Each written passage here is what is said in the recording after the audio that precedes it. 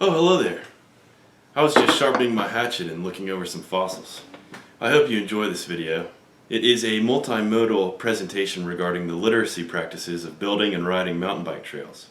You could think of it as a sequel to my ethnography, which I wrote about the communication systems in downhill mountain bike racing. So what you see there is a stack of white pine trees that I'm using a chainsaw to cut into rungs for a ladder bridge. We're using white pine for the rungs because it's rot resistant. I just cut away this log here. Let's see what happens here when we kick this. Bye, boulder.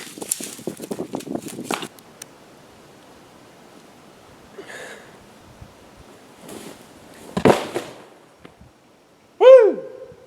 So where we're standing right now is in this huge rock outcropping. The reason this outcrop is here is because at some point in geologic time, a different oceanic or continental crust collided with where we are now, which pushed all of these rocks up to the surface. And so this outcrop is really cool because it gives us an opportunity to build a trail that goes over these huge features, these big boulders that can be really fun to ride down. So we've got two different rocks right here that are really neat. They formed as a different rock. In this case, they're sedimentary rocks. And then due to heat and pressure, they were compacted, and that happened because of all the stress that was applied to this area when the mountains formed. And this one, you can see that the bands of this quartz running through the rock are kind of curved. Whereas in this rock, they go straight.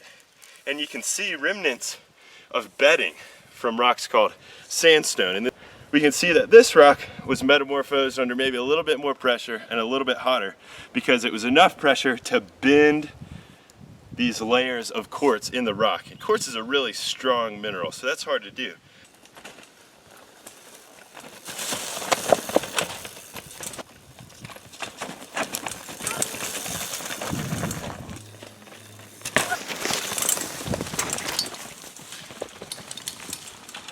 So this rock is really steep, and so as we're riding down, we're gonna have to make sure to keep our center of gravity over the bottom bracket of the bike, basically, which is kind of the center of gravity of the bike. And that's how we're gonna stay stable without flipping and going OTB or over the handlebars and maybe getting concussion. Or it's also kind of slick because there's a lot of green moss on the rock. So if you're on the brakes too much, you'll slide and skid and you'll probably fall off the bike. So the trick here is to lean back a lot, be off the brakes, and just kind of commit to going fast so that you don't crash. Are you gonna hit it, Jade? Nope.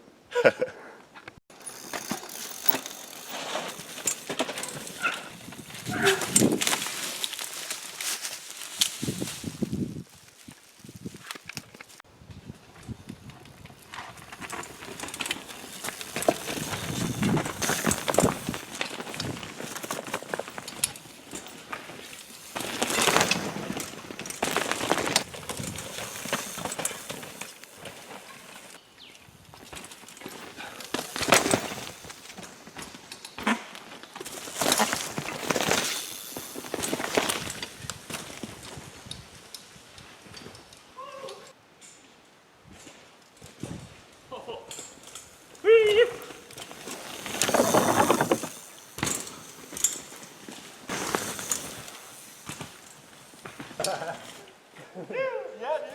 That's crazy. It's fun, huh? Coming in this shitty loose off camber, slick, loose rock. Yeah, no, I almost ate shit just kind of like after the drop. Yep. So I just don't want to get caught in this pit and end up going over the bars. So what are you gonna do? Just make sure to follow this straight line all the way through. There's also an outside line here. You could just come far outside and it would be really smooth, but just not as fast because it wouldn't be as direct. All right, so I'm gonna come down this hill and I'm gonna choose this line right here, straight through this loose rock, and land on that off-camber downslope.